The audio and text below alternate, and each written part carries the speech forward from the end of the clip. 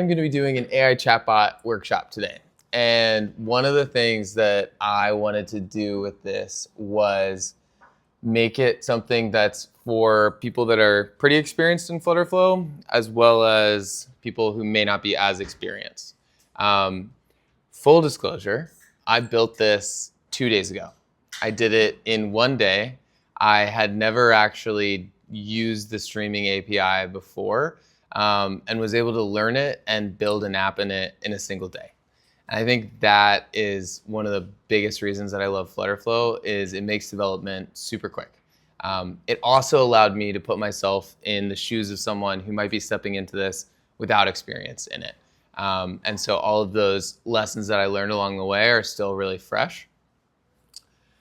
The overview for today, we're gonna go over some just house rules. There's a lot of us. We're all gonna have burning questions that we want answered. But I also wanna make sure that we get through everything on time, and we make sure everything is really helpful for everyone. And then we're gonna deep dive into the AI chatbot that I built. I'm gonna walk through exactly how I built it, and show you some key elements of logic, as well as specifically the streaming API call.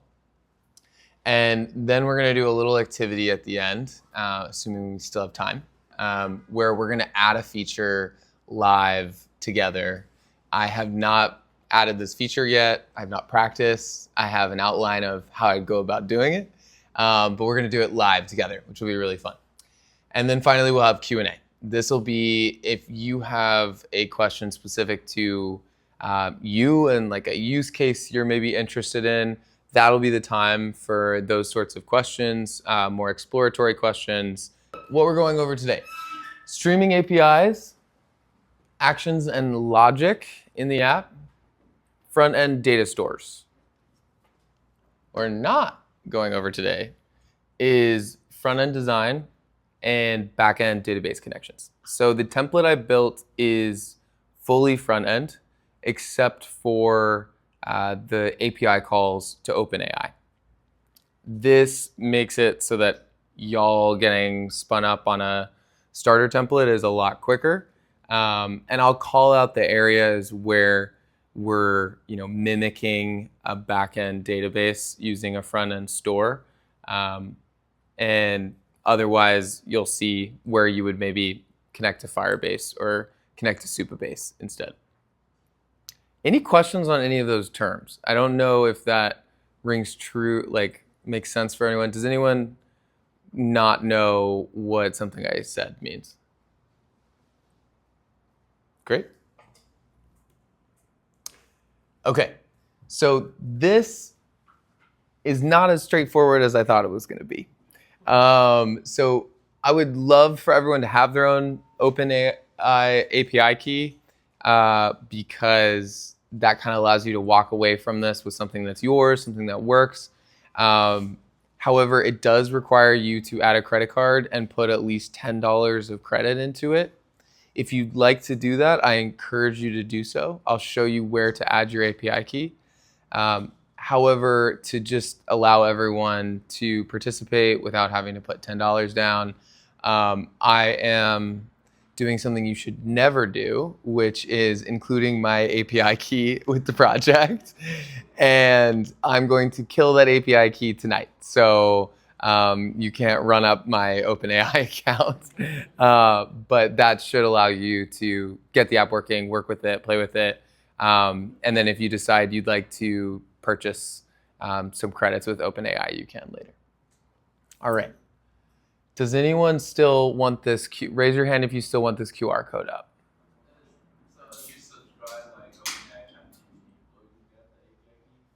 So you already have a login to the platform for where you get your API access.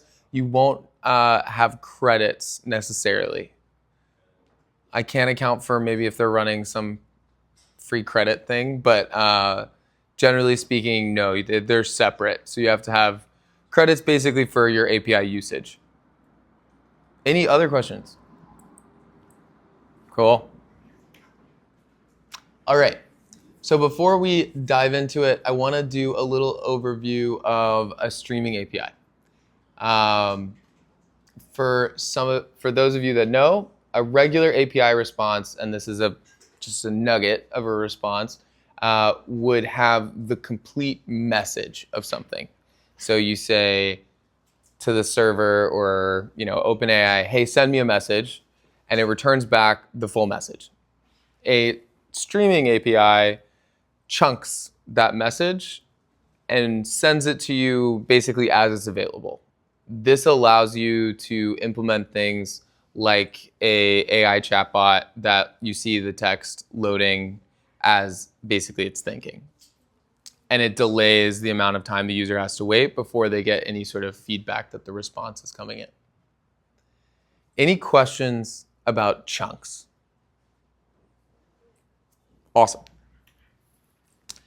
So I'm also putting this here for reference because it's going to come up when we're looking at the data types that have been set up. So in FlutterFlow, you can ingest a API response as a data type in FlutterFlow. So the data types you set up, basically specific types of objects that you want with different properties, and you can work with those more easily in the FlutterFlow builder as opposed to raw JSON. So what FlutterFlow allows you to do is set up those data types to mimic what the API responds, and then you can set it to ingest the API response as something that's a lot easier to work with in FlutterFlow. I'll show you exactly what I mean in a little bit, but I wanted to put this up here so you can see specifically calling out the choices array and the message contents. I think this might be actually for a full chat completion response. What you'll see later is for the streaming API response, there's also something called delta, which is basically what's new, what's in the chunk. Any questions about the OpenAI response? OpenAI response. Awesome. All right. So this is the app that we are going to go over today. I called it Buddy Chat. And basically you pick a buddy or a persona you want to talk to. You can chat with that persona. You can see your chat history. And what I'd love for all of us to implement later is you can add your own custom instructions as a user that gets sent with every new chat. Any questions about what we're building? Awesome. Okay. So if you go to this link, you can clone the project. This is the home screen. On the home screen, very simple. We've got a list of choice chips, which allow you to select the persona. These are loaded from an app state variable that I will show you shortly. We've got the description that is pulled from the selected persona. And we've got a start button. I'll get into the logic in the start button very shortly. And we've got the chat interface, also very simple.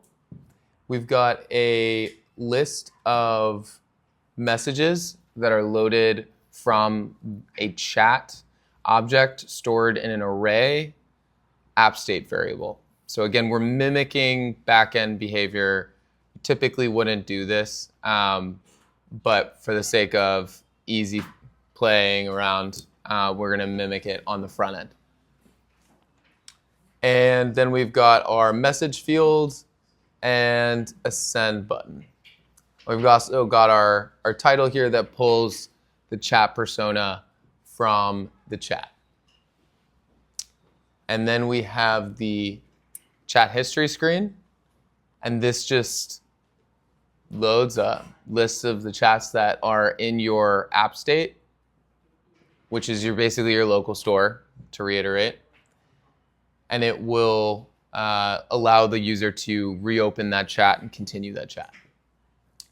We've also got a little delete button here that clears out all of your chats.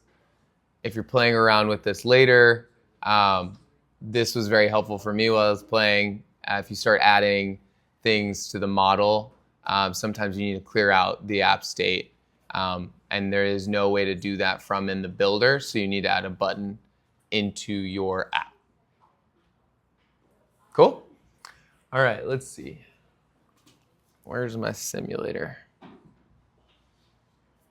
So I'm going to be doing this on a simulator right here, just so I can fit it nicely over this. But if you click the top right, there should be a purple lightning symbol. It was here, but I'm running right now. So that will allow you to, it'll pull up a web page that will run the app in a browser in debug mode, in test mode like this. So if you want to see it live, it should work out of the box. And grab someone if yours is not for some reason. Awesome. So now we can see here we have the options loaded. And when we select one, the description shows and the start chat button is shown. We hit start chat. We start in, a new chat is created. And I'm going to say, hey. And now the AI is going to respond. And as you saw, it came in those chunks, right? It didn't load as one message. It came in pieces. And then we go back. And we can see that's in our chat history. And we can continue that if we want to. So this is the very simple product. And now we're going to go into how it all works. All right. So the first thing that I want to look at is, let's go back to the home page. Let's look at our app state. So if you go over here to app values, you'll see app state. In app state, you'll see a chat personas field. I have set the default values to the ones that I want. In a production app, you might load this from an API call. You might have it set in the app like this. I like this when I'm playing around with stuff. I will just make an app state. I'll fill it with basically seed data. And then I can play around with it easy without having to mess with the backend yet. So if you click into each of these, you'll see there is, and it's hard to see on this screen, but if you click on it on yours, there's a label, there's a description. This is user facing. And then there are the system instructions. So this is what's getting sent with the API call to tell ChatGPT basically how to respond. And I'll show you exactly where that gets inserted further down the line. All right. So that's the chat personas. This is the chat's app state. So again, this is mimicking like a backend collection, if you were using Firestore, of chats that contain, and I'll go over to our data types over here. So a chat has messages, which are a list of the data type message we'll look at soon. Chat persona, same thing, except not a list. Created at, date time, ID. We set this ourselves. Again, mimicking backend behavior. You wouldn't typically do this. All right, so a message, simple, contains a role. Role is of the data type roles. So anytime you have something where you're selecting from a set of options, you're going to want to create an enum most of the time. You don't have to, but it helps you avoid mistakes. And so you can see here the roles for a message are system, assistant, and user. Just remember those. I'll speak to them again later. All right, the content is just a string, just a message. If you wanted to, you can get more complex. You can make content its own data type, which then allows you to set things like, is this an image or is this a text? However, OpenAI supports, if you just put it as text, it'll just take it as text. Awesome. And then the chat persona. So like I showed you, have label, description, and system instructions. All right, so that is what is in the chats app state. And then we have some helper app states here. I'll get into why these are app states and not page states or component states later. That was actually one of the mistakes I made when I first built this and had to change it to app state. But the first one you see here, current assistant message index. This is a holder for pointing to the assistant message that we want to edit as the streaming API is coming in. So as we're getting more text, this is what tells us, hey, go edit that message. Same with current chat index. It does the same thing. It just points to the one in the APIs, in the App Store that we want to edit.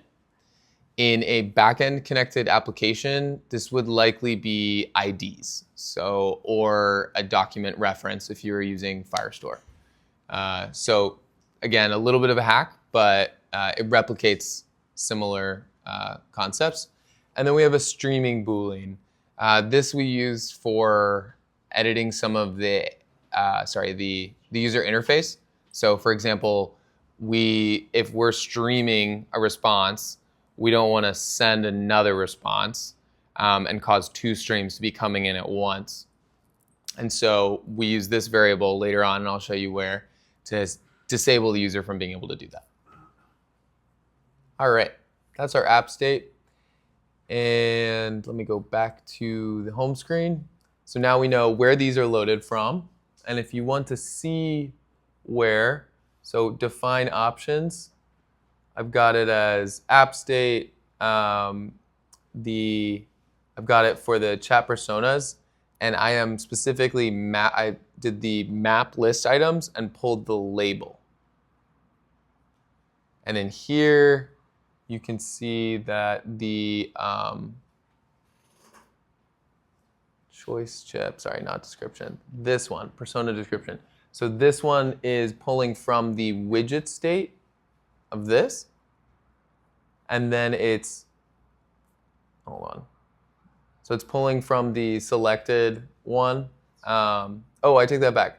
I apologize. I missed a step. So I have an action here.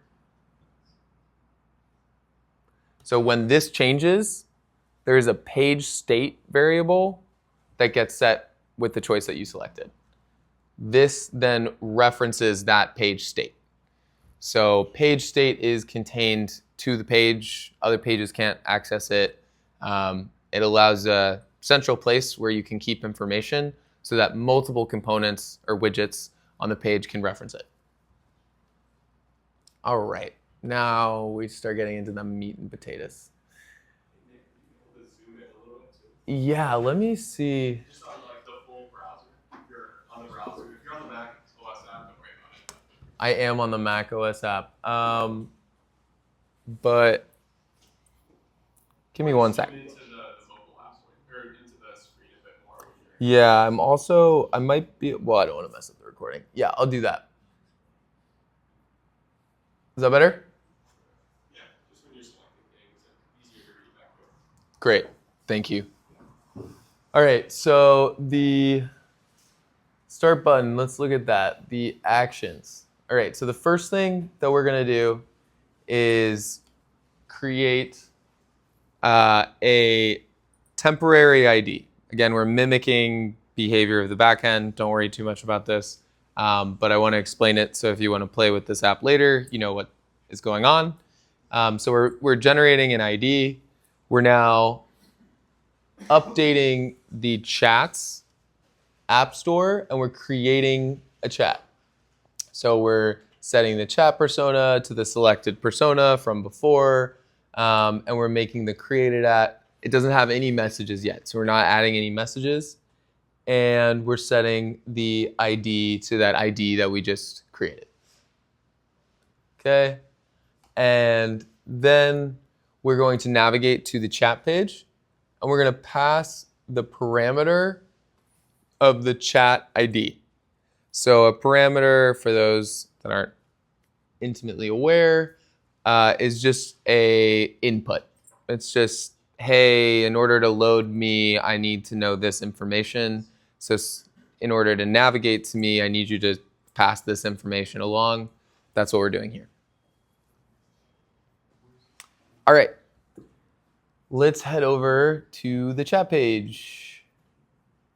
So in the chat page, the first thing that we do is we have an action to define the chat index that we're going to use to reference which chat we're currently in the App Store. So the chats are stored in an array. And so there's 0 through n number of chats that have been created. Your index is that number. And so the FlutterFlow actions for updating something in the App Store require an index. And so we have a custom function, and I really tried to avoid custom functions as much as possible for this. Unfortunately, there's not a really easy way to do this. And the nice part is, if you were using a backend service like you normally would, you wouldn't need this. I'm going to quickly show it, just so you know what it does. Okay, so you can see here I have some debugging stuff that I forgot to remove. But we have this section is the core of it. So we're looping through the chats. We're comparing the chat ID that was provided through that parameter, and we're looking at the ID of all the chats in the app state, and we're returning the index where that is. So it's pretty simple. You can get ChatGPT to write this for you. You can use the code Copilot to write this for you. You also, so for those that haven't used custom functions yet, you set what your inputs are, what you want your output to be, and when you use your code Copilot, it references that to write your code for you. So it's a really, really helpful way, if custom functions are a little scary, to get started over here, put in your arguments, put in your return value, and then go to code Copilot and tell it what you want to make. And honestly, 8 times out of 10, it works out of the box. Okay, back to it. Let me zoom out. Where's the custom function exactly on that page? Yep, yeah, I'll go through that again. So no, you're good. So on the page, it's on, if you'll notice here, again, for those not super familiar with FlutterFlow, this indicates that an action is happening on a widget. And so on this one, I have an on-page load, meaning as soon as this page opens, it is going to compute, given the ID that it was passed, what is the index of that?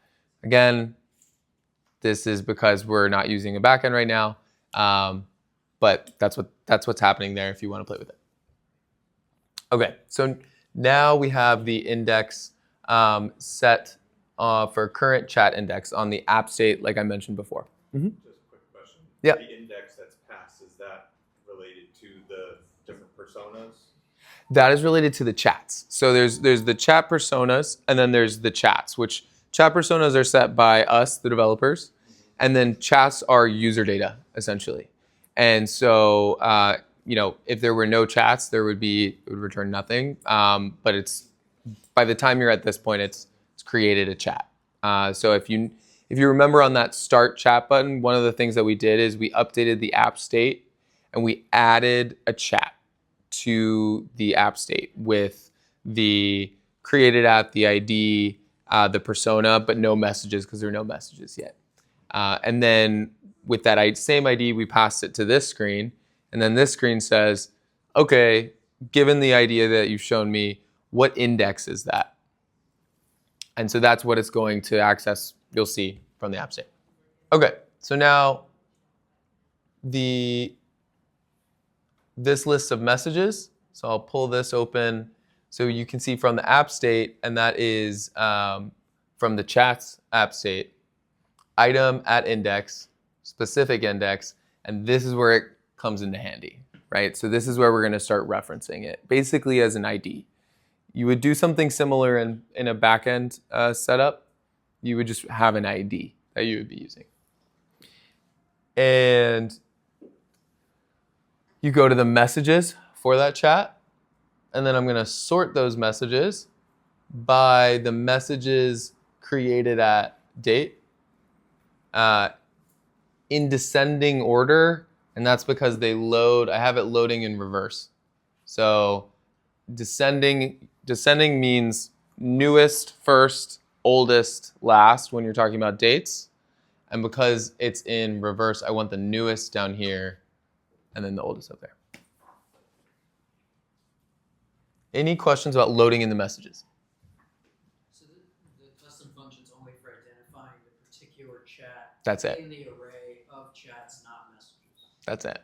Yep, that's it. Yeah. Unfortunately, I couldn't find a way of doing it natively in FlutterFlow. That'd be a great feature. It would be, yeah. Right. Yeah. Yeah. So next, I'm gonna pull this one. So you can see here, I've done a text combination. This is really helpful as a variable type to combine two pieces of text together. We're gonna use it a couple times throughout this. So basically, I just took what is the chat persona of the chat. And again, you can see here, item at index, specific index, the current chat index, same kind of design pattern. And then I'm pulling, though, the chat persona, I'm pulling the label from that. And then I'm combining that with a space and chat. And then that is what's going to show therapy chat. All right. Any questions about loading information on the screen? Awesome. Next, we are going to look at the text field or message field. And this is where it starts to get interesting. Okay, so first of all, I want to point out the on-change actions. So in FlutterFlow, you can, some widgets, well, very few widgets only have a single kind of trigger. Most widgets have multiple trigger types. So when you're setting an action on a widget, you're going to select what's the trigger. Did it get tapped? Get it swiped? Did it get double tapped? For text fields, there's on change, on submit, and on focus change, which basically means, is it now an active text field? Are they actively typing in it, or are they no longer typing in it? For this, for our purposes, we only need to worry about the on change and on submit triggers. On change means anytime the text has changed in the text field. So anytime someone adds a character, deletes a character, it's going to trigger this series, or in this instance, only one action. And all that is doing is updating a page state variable with that value. And I'll show you why in a little bit, but I also want to show you, so you can find them, where your page state variables are. If you click out, or if you click on the page, top level right here, and then you go over here, that's where you're going to see your local page state variables. Okay, so every time we do something in here, we are updating this, and that's so you'll see in just a sec. Let me show you.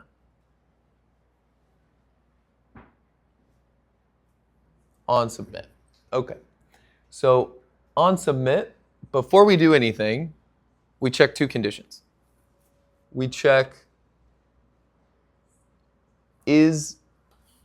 are we currently streaming? Okay, we don't want to be currently streaming. So we have this set to be not streaming, right? And we want to make sure there's actually text. We don't want to send an API call with nothing in the message. So we check to make sure that that state variable, that page state variable, is set and is not empty. If those conditions are true, then we're going to proceed forward. If either of them are not true, then we're going to do nothing. We're just going to skip submit. And by the way, submit is like hitting enter on your keyboard. It's like hitting done. We will also hook up the button next to it later that does very similar things. I'll show you that in a little bit, but that's what on submit means. Okay, so let's say there's a message in the chat, in the text field. There is no streaming currently happening. The first thing that we're going to do, and this was actually, again, another mistake that I ran into, that is why I implemented this page state variable. You could look at, hey, what is the widget state of the text field? You could say, okay, there's text in there. What is the text? Let me pass that to the API. The thing is, the API call takes a little bit of time before it completes. And you don't want to delete what's in there before you make the API call. But you also don't want the text sitting there after someone sent the message. That's not how we're used to messages working. When you send a message, your message disappears out of the text field, and then the response goes. And so that is why I have it set to a state variable. Because the first thing that we're going to do is we're going to clear that field. So the user is like, okay, my message is gone.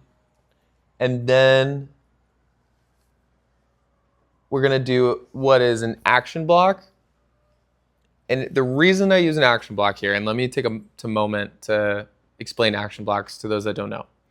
Action blocks are a way of reusing actions. So if I had a bunch of actions and I want to use them in multiple places, it's best to use an action block. You don't have to, but there's the engineering principle of don't repeat yourself. And so this is one of the ways you can do that. And when I open it up, you can see what the actions are. But before I go there, I just want to call out action blocks also take parameters. Just like the page that we had, we can also pass something to an action block that it can use when it's running its actions. Think of this as just like a reusable chunk of actions. Okay, so inside of here, we've got update app state. You don't necessarily need to do all of these separately, like I've done right here as individual actions. You can actually just hit add field as long as you don't need it to be sequential. But I've separated them out here for easier to see what's going on. So the first thing we're going to do is we're going to set streaming to true. We don't want the user to be able to send any more messages, so we're going to set that to true. The next thing we're going to do is we're going to add the user's message to the chat. So let me show you how that works. Again, we're going to use that current chat index, so that reference to where that chat is in our app store. And then we're going to update the chat. We are going to update the messages field. We're going to add to the list, and we're going to create a message. The role is going to be user. Don't know if you guys remember that enum that we set up earlier with users. The content is going to be that message text. That was that parameter that we passed into this action block that said, hey, this is what the user put in it. One thing that's important to keep in mind with action blocks, they're really, really helpful for making your FlutterFlow projects more maintainable, but they are limited in scope. So if they're on a page, they don't know what's going on in that page, because remember that they can be called in multiple different places. So the way that FlutterFlow has it set up, you either need to pass a parameter into the action block so that it can be aware of something, or use app state, which is why that was one of the mistakes that I made. I had it set as a page state variable. And then for this current index, where is it? This guy? This current chat index. And then I was having trouble accessing it. And it's because it wasn't actually able to access it because it's kind of stored top level with everything else. All right, so we've edited the messages. We're adding a message to the list. We set the current time to create it at. Done. Now we're going to set up the next message, which is coming, which is the assistant message. We haven't actually made the API call yet, but we want to make sure that that assistant message is there so that we can start adding text to it because it's going to come quick. So we're going to do essentially the exact same thing, except this time the role is assistant, the content is unset, and created at is the current time. Any questions about setting up the messages? So sending the messages to the app state chat or setting up the assistant message. Would it be safe to say that the second update app state is sending the user prompt and the third one sending the system prompt? Or So we're tuning? we actually aren't sending anything to the API yet.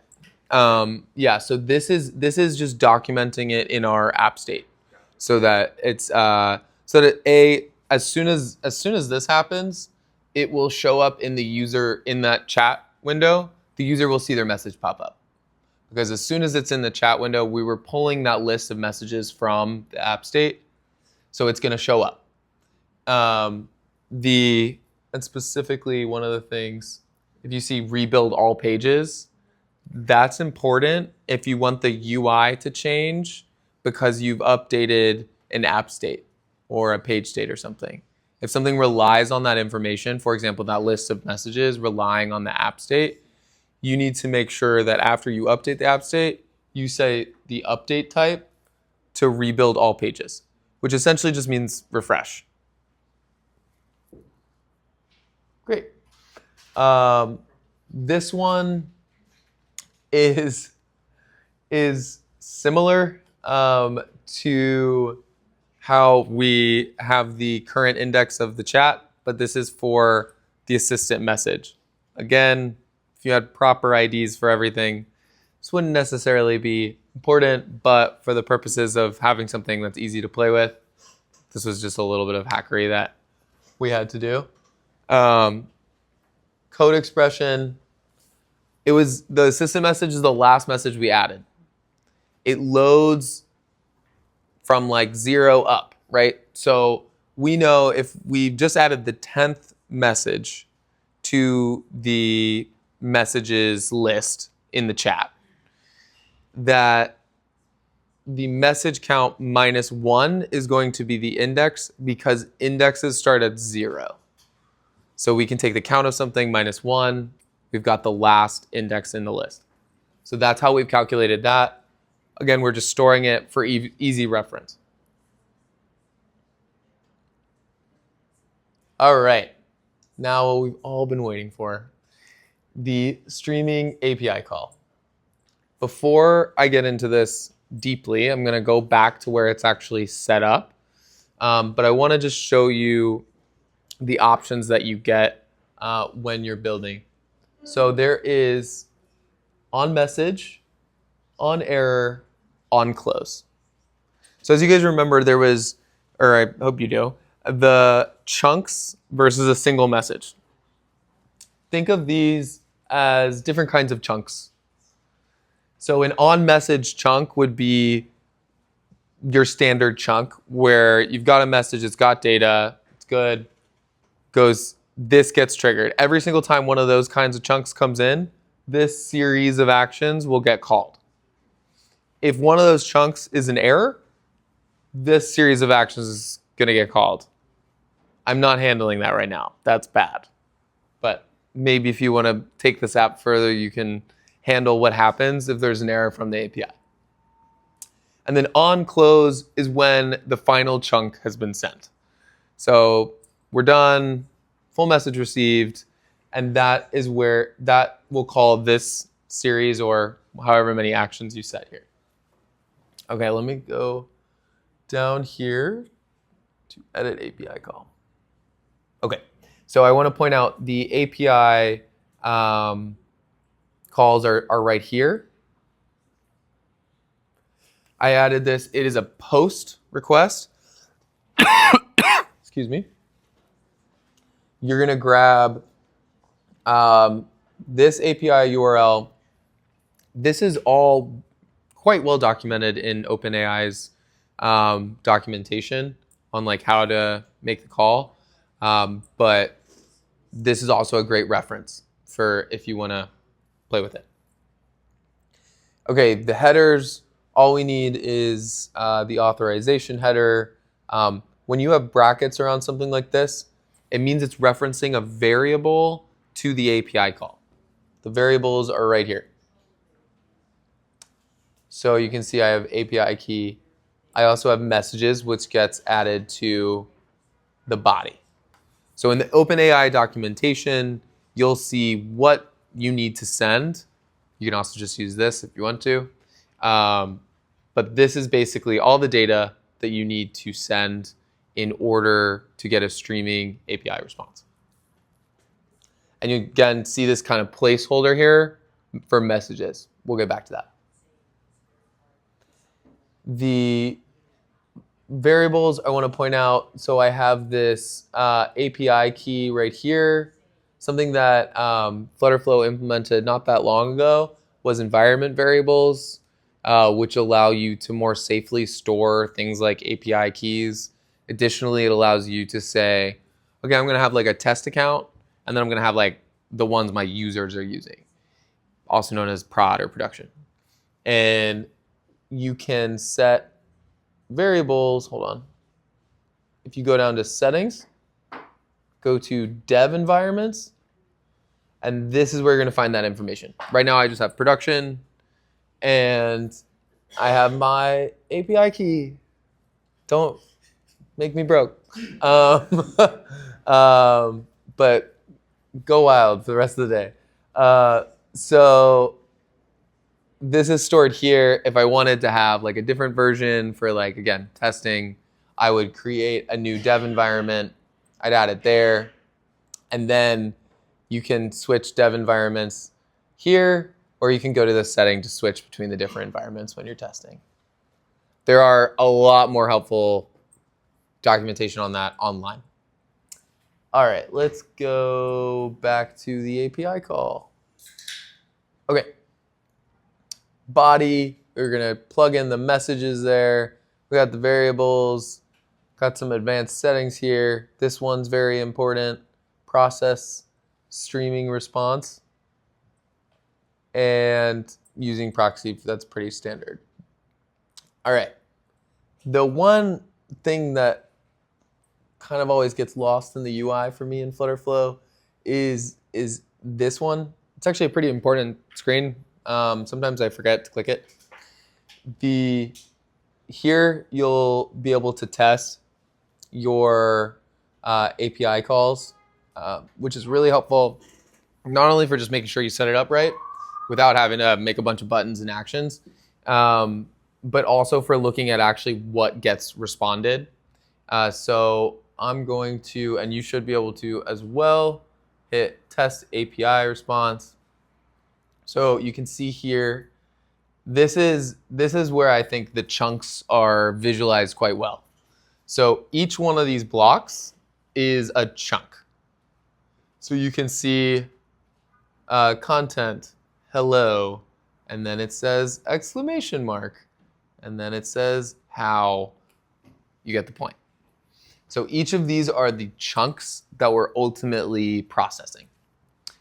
And one of the key settings here is what I was talking about earlier, where we're parsing those chunks into data types. So rather than having to work with the raw JSON, you can parse it into data types you've set up in FlutterFlow that allow you to work with it in a more native way. So with that, I needed to set up a data type that matches what these responses are. I think I mentioned this earlier when I was doing an overview of it and I had the big API response. So that's what I need to do next, or I've already done. So if I go over here to data types, you can see what it was. So there's the chat completion schema, and this is going to model based off of that API response. So we've got the choices, the ID, object, created, model, system fingerprint. Now something that's important to keep in mind is you need to use the same field names as the API response. So that's why that tab where you can actually see the response is really helpful, so that you can set this up the way that you should. So anything, hold on, let me go back to that, because this is one that's important to understand.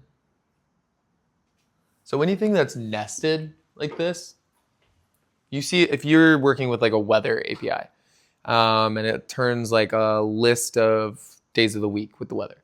It might have like weekday weather forecasts, and then it's going to be an array of the forecast information.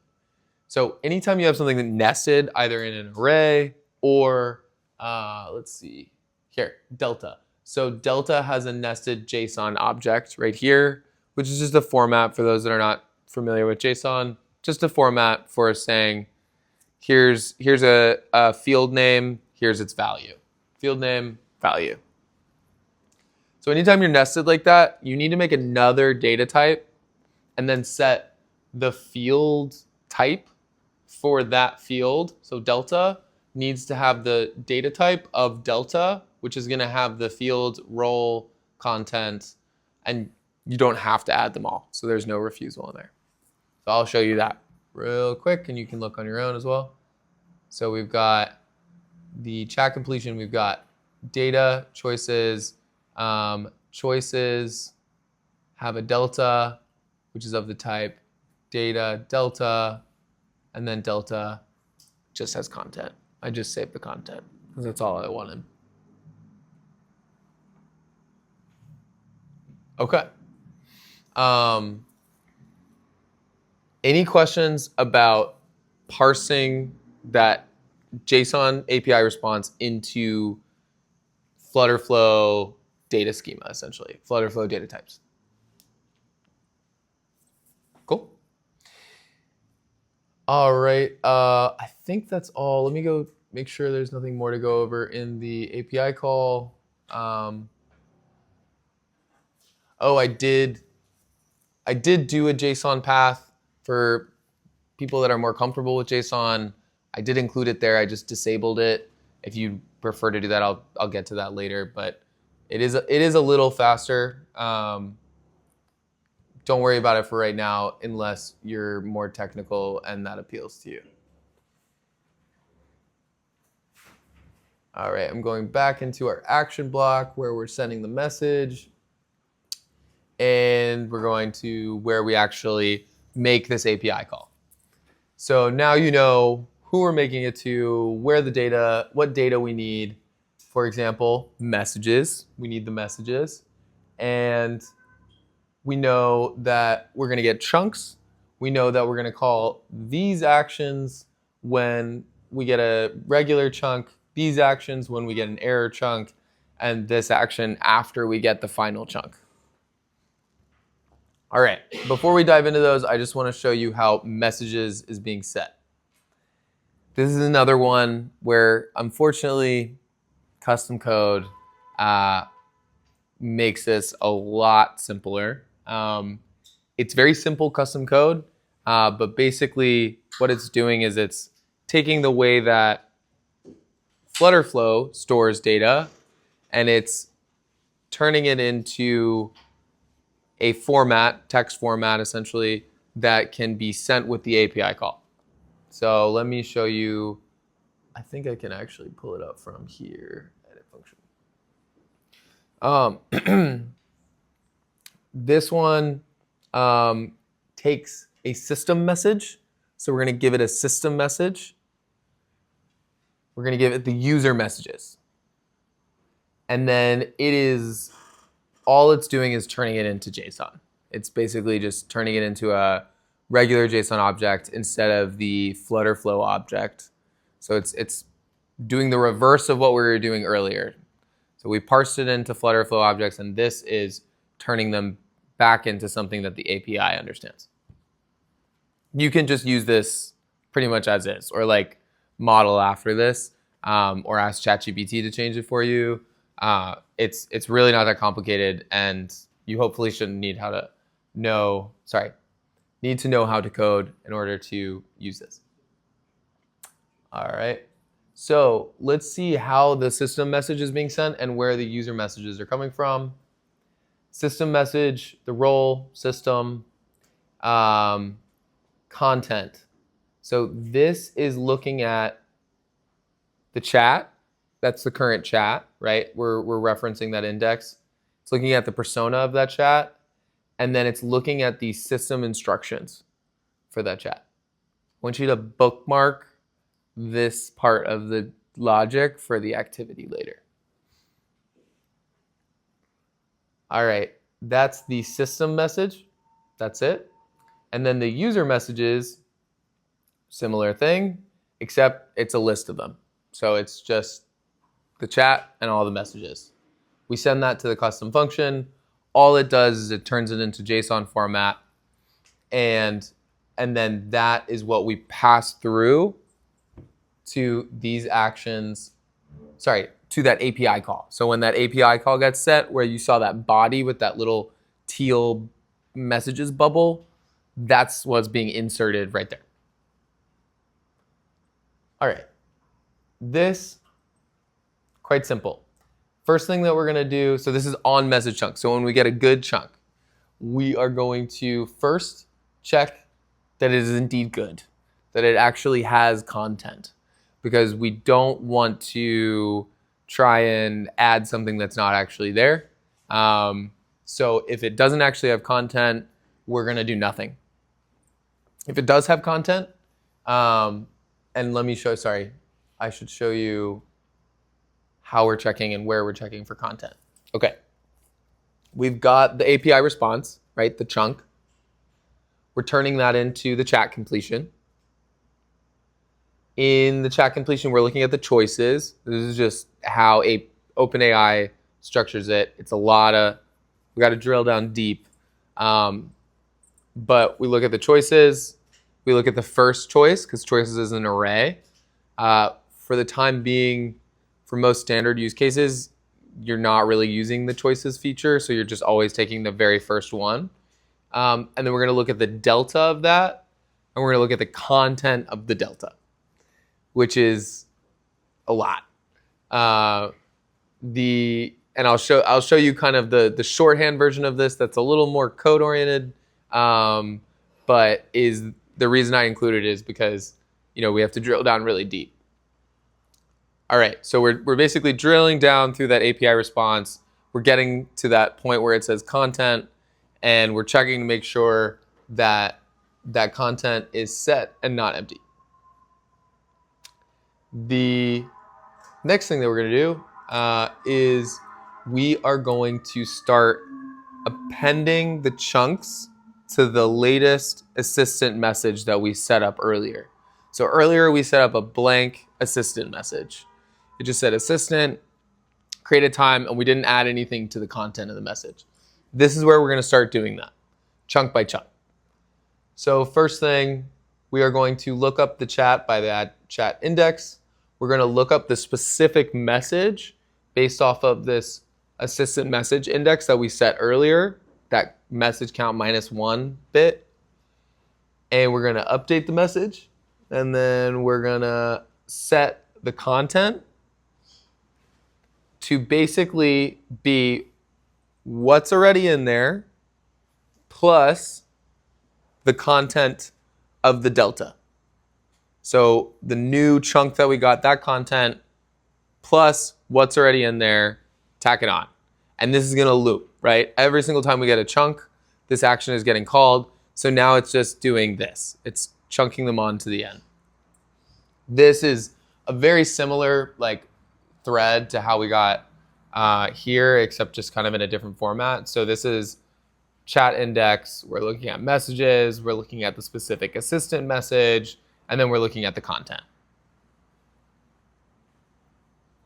Okay, so any questions about how we're finding the message that we're updating and how we're processing the chunks and then how we're updating that message?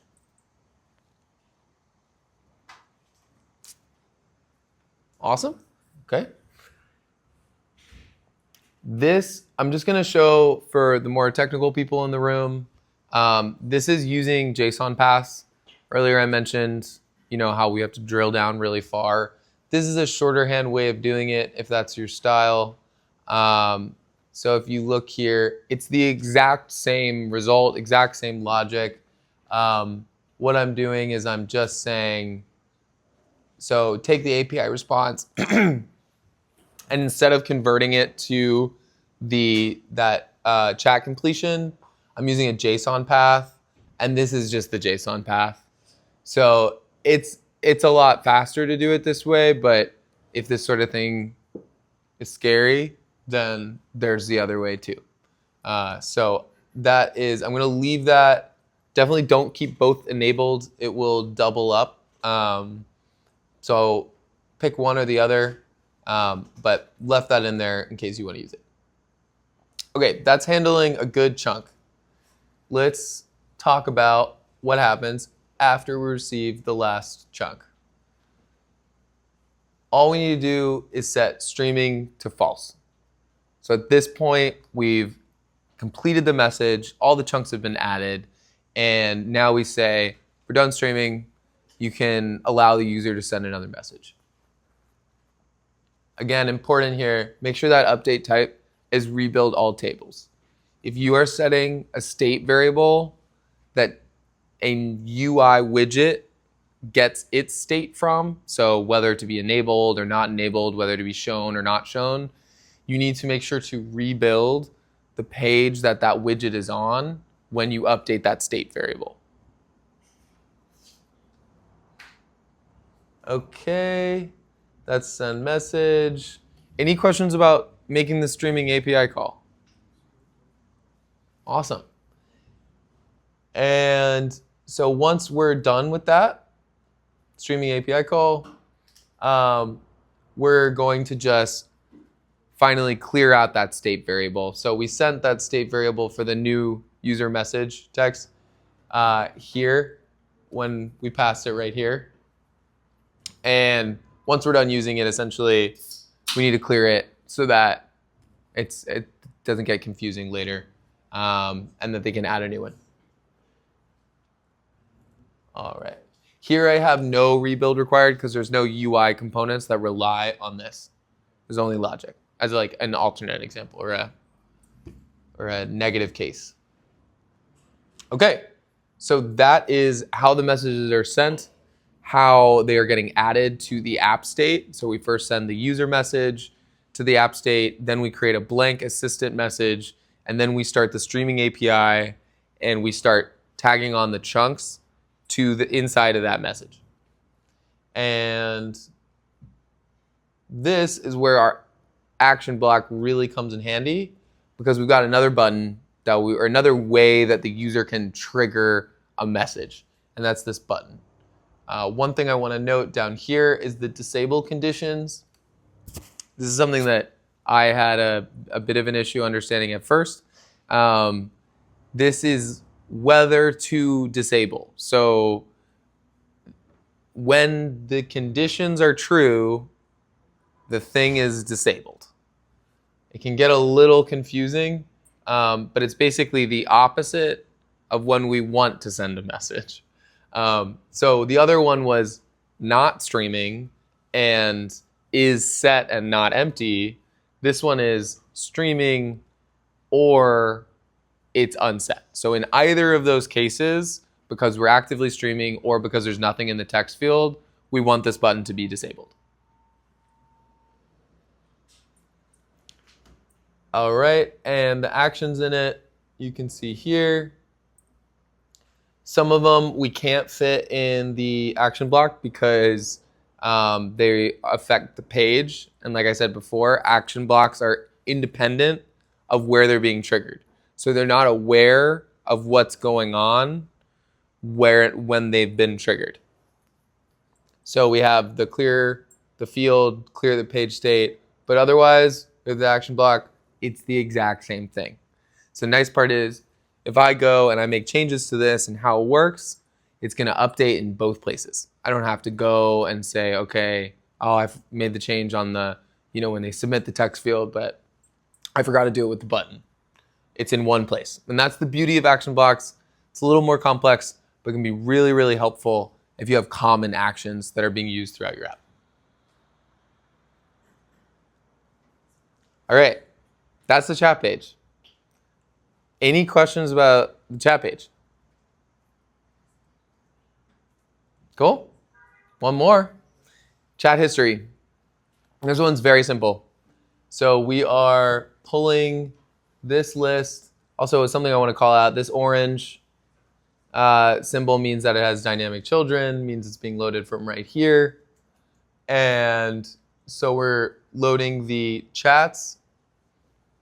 Something that I ran into was occasionally I'd start a chat and then I wouldn't send a message. And then I would come to the chat history page and it would break because I was sorting the chats by the last message sent. But if there were no messages, it's pulling a null and it's errors out, essentially. So what I have here is a conditional value that says, okay, if there are messages, go based off of when the last message was sent. And you can see here, I've pulled the messages, I've sorted them, and then I grabbed the first one and I grabbed when it was created at. And then if that messages doesn't exist, then just take whenever the chat was created, whenever that chat got started. And that's what we'll use. Another thing that tripped me up for like a hot second was you do need to put this return type of date time. It won't automatically set for you. Frequently it does. You do need to set it yourself. Okay, and now we just have a list of dates. It's going to sort those in descending order, which means the most recent one on top, the oldest on the bottom. It loads those. We have here our chat history card. We're going to load in the persona label from the chat item.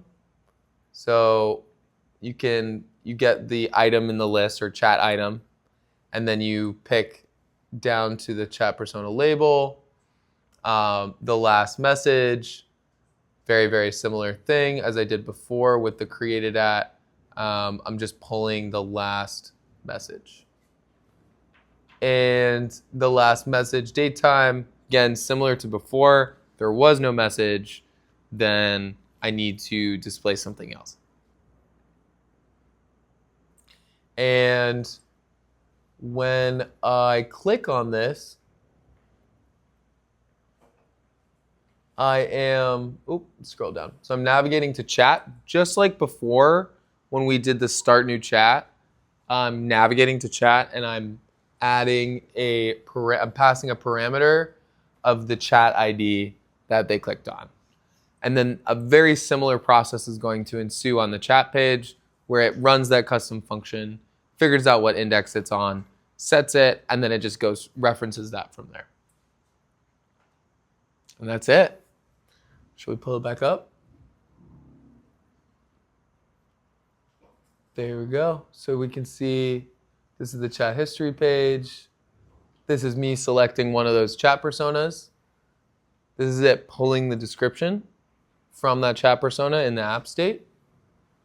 When I click this, it's going to set up a new chat in the app state, and it's going to pass that ID of the chat to the chat page. The chat page is going to take that ID, it's going to run that custom function to figure out what index that chat is at. It's then going to be able to pull that information from that chat, including what the persona was and what the messages are. There are no messages. And then when we type here, and let me make this smaller. How do I make it smaller? Sorry guys, I don't know how to do that. This is good enough. You're not missing anything at the bottom. So let's see. What's up?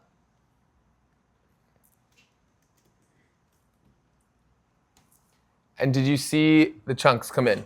So as each of that text was added, that was another chunk coming in, getting added to the text, the content of this message. And now this message is done. And this is disabled because I haven't written anything. But what did they say? What's shaking in your world? Spill the beans. Hanging out with FlutterFlow friends. So you can see it's enabled now. You can send it. And my BFF is very extra, supposedly. Great. And I'll just share the chat history again so we can see. It's pulling that chat history. It's sorting it by when they were made. And for things like, how did you get it to say a moment ago? Go just click into the component and look at how that value is being set, and you'll find answers to questions like that. Unfortunately, I couldn't, go into every single detail, but if you click into the components, you'll see how it was done. Any questions before we get into building a feature together? None? No bad questions. What? I got it? We got it? Great. Cool. All right. So now, what I wanted to show you was, I was actually showing this to one of my good friends who we were product managers together for a while. And I was doing this, and I said to it, what should I wear tonight? Spelled my wrong. And let's see, at some point, oh man, I can't remember. But it suggested I wear a dress, which there's nothing wrong with that, but that's just not my style. So what I was like, that would be a great feature to add, is something similar to ChatGPT's custom instructions. So where our AI actually has a little bit of awareness of who the user is and can then tailor the responses to it. Any guesses on how we go about doing this? So I'll say to start from a UI perspective, so that, because there's a million ways of doing it, we could have another settings page, and in there we can have a text box where they can talk about themselves. So from there, any guesses as where do we need to go to implement this for the API call? Where in the API call do we tell the AI how to respond? Exactly, in the system message. So in the system message is where we pass the system instructions from the chat persona. So what we can do is we could potentially add to those instructions on top of what's in the persona. Here's also something to know about the user that's using it. Should we do it? Yeah. Okay. Cool. So this is going to be interesting, looking at it from this angle. But all right. So the first thing that I'm going to do is I'm going to add a new page. Let's have fun with AI. Let's see what happens. So create a simple user settings page with an input for describing themselves so that an AI chatbot is aware of the user context. We'll see what happens. I will say it is in beta. Sometimes you're wowed. Sometimes you just move on. But we got some people working on it to make it even better. Great, this is awesome. That was one of the wild times. All right, so I'm going, oh shit. Sorry, Ian. Damn. Well, let's hope it's good the second time too. We got even more functionality. Okay, so hold on. There we go. My screen's just really small. All right, so now I'm going to insert the page. I'm going to call it user preferences. And feel free to follow along.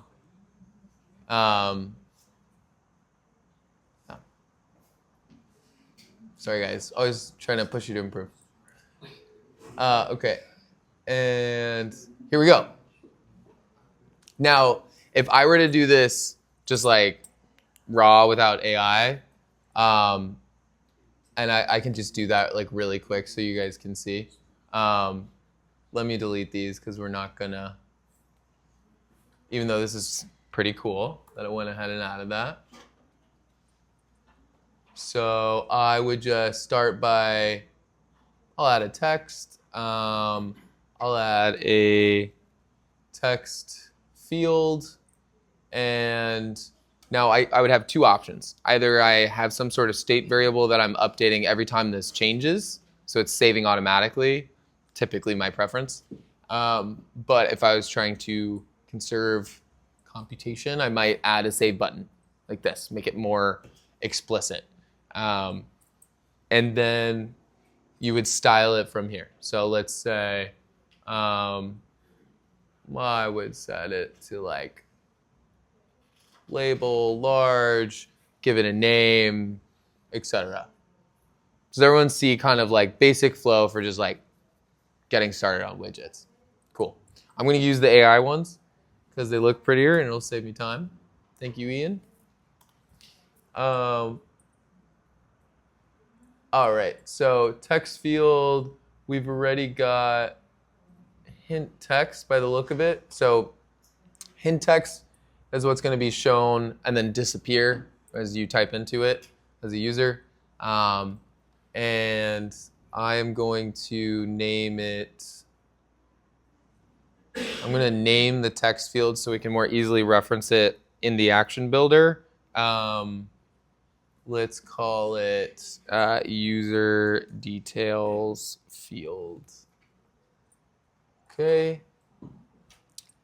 And in order to reference what's in here in the API call, which is in an action block, does anyone know what kind of thing we're going to need in order to make sure that it knows where to grab it? An index if it was a list from app state. So we're going to need an app state variable. Exactly. So I'm going to go over here. I'm going to create an app state variable. We'll call it, what do I call it? User details, right? User details. It's just a string. And I'm going to check is persisted. This just means if you were to close out the app, it's still going to be there. It's like saved to your device. And so I'm going to click that so that because it's user data. You know, typically you'd store this on the back end, but we're doing front end only today. All right. I could set a default value here, which I don't need to do. And what I'm going to do here is I'm going to, on this button, I'm going to take what's in that text field and I'm going to save it to that app state that we just made. So I go up to actions, add action, and this is where you have your different triggers. So just on tap, I'm going to go down to state management. I apologize for the people in the back. This is difficult to see. I'm going to update app state. I'm going to select the user details and I'm going to set the value. I'm going to set it to a variable. I'm going to go to widget state and the user details field. That's it. So now we have the app state. We're good. Now we just got to update our API call. So I'm going to go over to not that one, this one, and go over to our action block and into the API call. And do we remember where I go? Where's the system message set? Does anyone remember?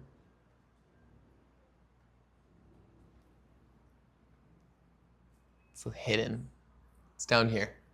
So in that body of that API call, and I'd go back, but in that, when you go to that API call and you're looking at that body, and again, there's that teal messages little placeholder. That's a variable for the API call, which has your messages in it. That variable is set down here. Can be easy to miss. I kind of missed it before. And so in the messages, we're calling this custom function, which just formats it. But here you can see system message. Okay. So I've created a message here for system message. In the content of that message, I just right now have of the chat persona, the system instructions. What I want to do now is I want to add to that. I'm going to say, okay, cool, those are the system instructions, but also here's some user information. Here's a little hack.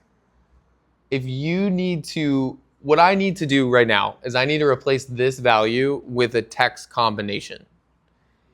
If I hit this edit button, I'm going to lose all of this, and I'm going to have to click all these things again. One recommendation I have is you open it, you can copy the variable, okay? Now edit it, go here, and then we're gonna go down to combine text. And then I'm gonna come here and I'm gonna paste it. Okay, so that allows me to not kind of lose my work, but now it's the same thing, but now I can add more to it. So I'm gonna say,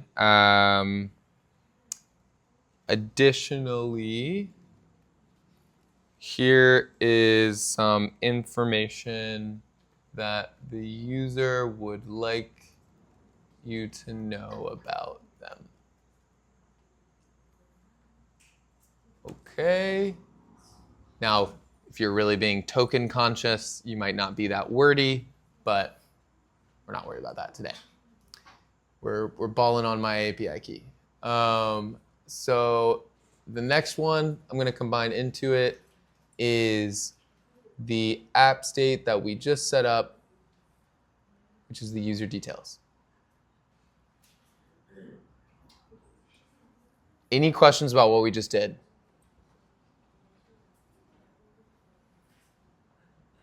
Okay, moment of truth. Let's make sure I didn't forget to do anything. So I'm going to, I think I'll be good to hot reload. Let me reload the app. Just so you're aware, even though these symbols look similar, this one, when you click it up here, corresponds to the yellow one. And this one is like more of an entire refresh of the app.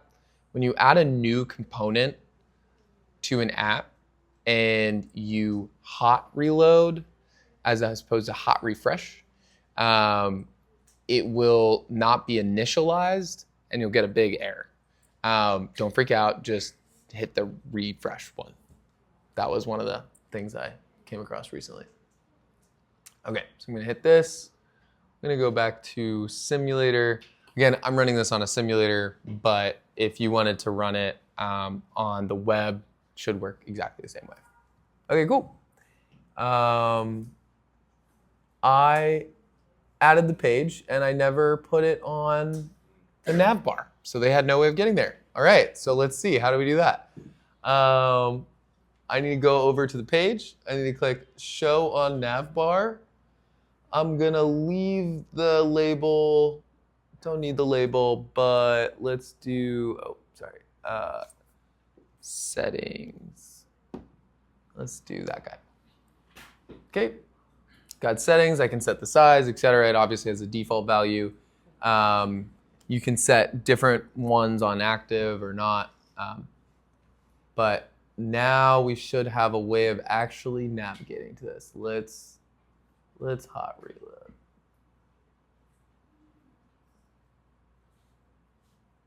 There she is. All right. Woohoo! Okay, so let's see.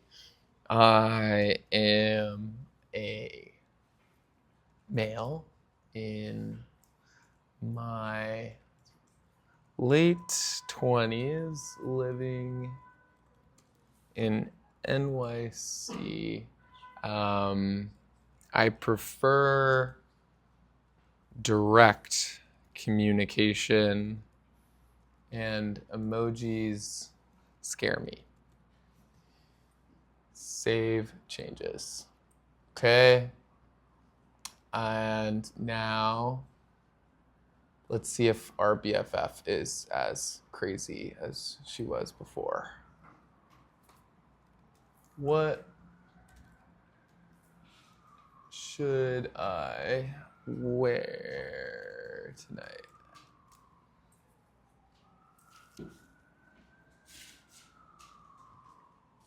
Okay, so limited on the emojis. And let's see. How about I call it well-fitting jeans, a fresh tee, light jacket, suave. It looks like it. What about, am I male or female? Let's see if it worked. I'm a male. It worked. Right? That feeling. I know. Yeah. Awesome. Any questions about what we just did? What? Oh. Where it's it's asking where I live? Yeah, it's wrong, Jack. Like New York City, please, like that. Oh, ask it where I live. Yes. Where do I live? Yep. Where do I? Oh my gosh.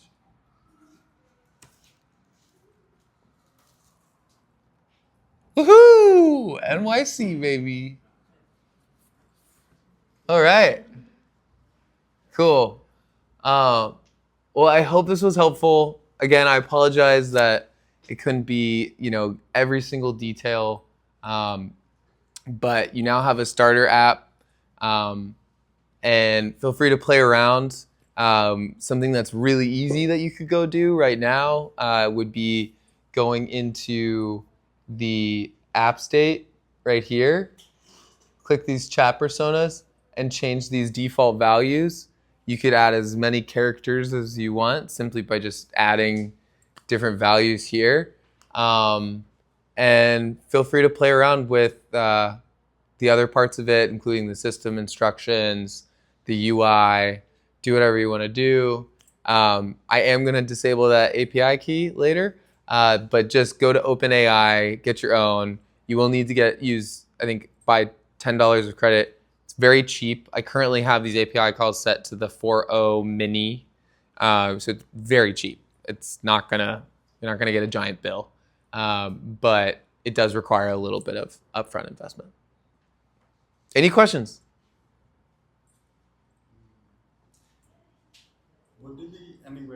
The way it's set up with the personas and app state, would there be any way to tweak to be able to give it each persona some data, maybe a PDF to go along with that persona?